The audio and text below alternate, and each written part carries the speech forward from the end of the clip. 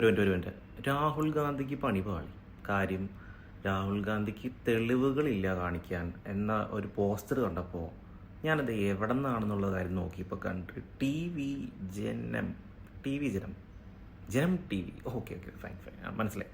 അപ്പോൾ ഇത്രയും കാര്യങ്ങൾ, തെളിവുകൾ, രാഹുൽ ഗാന്ധി പറയുന്നത് 80 പേരോളമുള്ള ഒരു റൂമിലൊക്കെ 80 പേരുടെ വരെ കള്ളവോട്ടുകൾ ഉണ്ടായിട്ടുണ്ടെന്നുള്ള കാര്യമാണെങ്കിൽ ഇപ്പോൾ തെളിഞ്ഞിരിക്കുന്നത് 80 അല്ല, ഒരു റൂമിൽ 269 പേര് വരെ കള്ളവോട്ടുകൾ ചെയ്തിട്ടുണ്ട്. ഒരു റൂമിലൊക്കെ എന്നാ 10-50 പേർക്ക് കിടന്നൂടെ? അല്ലെങ്കിൽ ഒരു റൂമിൽ 269 പേർക്ക് കിടക്കും പാടില്ലേ ഇല്ലേ? കാര്യം അത് ഇലക്ഷൻ കമ്മീഷൻ്റെ വെബ്സൈറ്റിൽ നമുക്ക് പബ്ലിക്കലി അവൈലബിൾ ആയിട്ടുള്ള ഡാറ്റയാണ്. അത് കുറച്ച് കഴിഞ്ഞപ്പോൾ അവരുടെ വെബ്സൈറ്റ് അർത്ഥം പോയായിരുന്നു. ഫേക്ക് അക്കൗണ്ട് ഉണ്ടാക്കാൻ മാത്രമല്ല, ഫേക്ക് വോട്ടർമാരുണ്ടാക്കി വെച്ചപ്പോ എന്റെ ബന്ധുല്ല ചേട്ടാ പ്രശ്നം എന്നിട്ടാ ഒരാൾ പറയാം, രാഹുൽ ഗാന്ധി 6 മാസം എടുത്തിട്ടൊക്കെയാണ് ഇത് കണ്ടുപിടിച്ചത്, ഇത് അരമണിക്കൂർ കൊണ്ട് കണ്ടുപിടിക്കേണ്ട കാര്യമുള്ളൂ. അപ്പോൾ ഉള്ള കാര്യമാണെന്നുള്ള കാര്യം സമ്മതിക്കുന്നുണ്ട് ഇൻഡയറക്ട്ലി.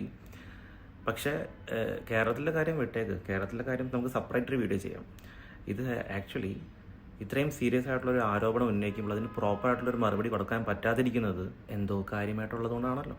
അപ്പോൾ ഇതിനെപ്പറ്റി കുറേ ദിവസങ്ങളായിട്ട് എന്നോട് എന്തെങ്കിലുമൊക്കെ പറയണമെന്ന് പറഞ്ഞിട്ട് കുറേ മെസ്സേജുകൾ പറഞ്ഞിട്ടുണ്ടായിരുന്നു. പറയാൻ പറ്റുന്ന ഒരു അവസ്ഥയിലല്ല മക്കളെ ഞാനിപ്പോൾ ഇരിക്കുന്നത്. എന്നിട്ടും ഞാനിത് പറയുന്നത് എന്താണെന്ന് വെച്ചിട്ടുണ്ടെങ്കിൽ, as an Indian, it's my responsibility, as a content creator, it's my responsibility to tell the facts to my audience. So ധ്രുവറാട്ടിൻ്റെ വീഡിയോയിൽ പറഞ്ഞിട്ടുള്ള കാര്യമായിരുന്നു CCTV ഫുട്ടേജുകളെ 45 ദിവസം കഴിയുമ്പോൾ ഡിസ്ട്രോയ് ചെയ്യാനുള്ള ആ നിയമം. അപ്പോൾ അതെന്താണ് കാരണം എന്നുള്ളൊരു കാര്യം ചോദിച്ചിട്ട് ഒരാൾ ഒരു പരാതി കൊടുത്തിട്ടുണ്ടായിരുന്നു. അതിനൊന്ന് മറുപടി എന്ന് വെച്ചിട്ടുണ്ടെങ്കിൽ ആ കാരണം എന്താണെന്നുള്ള കാര്യം പറയാൻ പറ്റില്ല. അത് പറയണ്ട, നമുക്കെല്ലാവർക്കും മനസ്സിലാക്കുന്ന കാര്യമേ ഉള്ളൂ. എനിവേ, നിങ്ങൾക്ക് എന്താണ് തോന്നുന്നത് എന്നുള്ള കാര്യം നിങ്ങൾ പറയുക. നിങ്ങൾ രാഹുൽ ഗാന്ധിയുടെ പക്ഷത്താണോ അതോ നരേന്ദ്രമോദിയുടെ പക്ഷത്താണോ എന്നുള്ള കാര്യം പറയുക.